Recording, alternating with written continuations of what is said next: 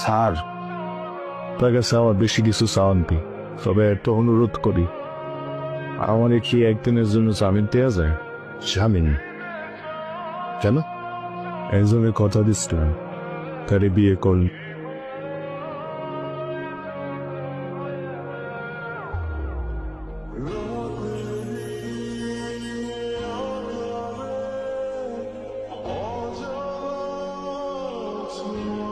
যখন তোমার মন কাঁদে কোনো প্রিয় মানুষের অভাবে বুঝে নিও, আরো মাতে মিশে থাকে শুয়ে দিলে লাগে বেঁটে উঠে। আসসালামু আলাইকুম।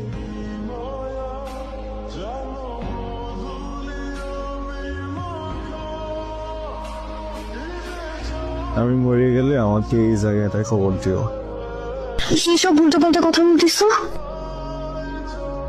ভুটুবলটা কথা করছি না, আমি মারা গেলে তুই আর দেখতে আসবা, আমার জন্য খাবা।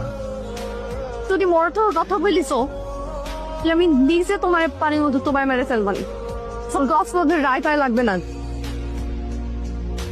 আমার মন করছে জজ আমার ফাঁসির রায় দিবে।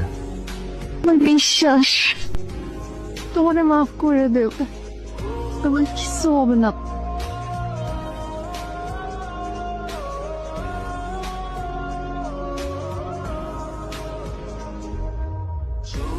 আদালতে উপস্থিত সমস্ত তথ্য প্রমাণ পর্যালোচনার পর আদালতে এই সিদ্ধান্তে উপনীত হয়েছে যে আসামি সাইদকে বাংলাদেশ দণ্ডবিধি ধারা 302 অনুযায়ী মৃত্যুদণ্ডে দণ্ডিত করা।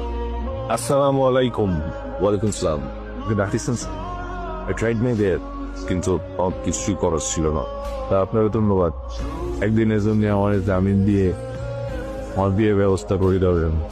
তাহলে আপনি মানসিকভাবে প্রস্তুতি নিয়ে নিন, পরিবারের সঙ্গে শেষবারের মতো একবার দেখা করতে পারবে।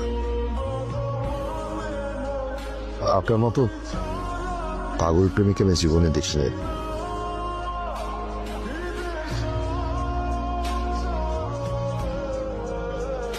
7 দিন পর আমার ফাঁসি, জজ আমার রায় দিয়ে দিস।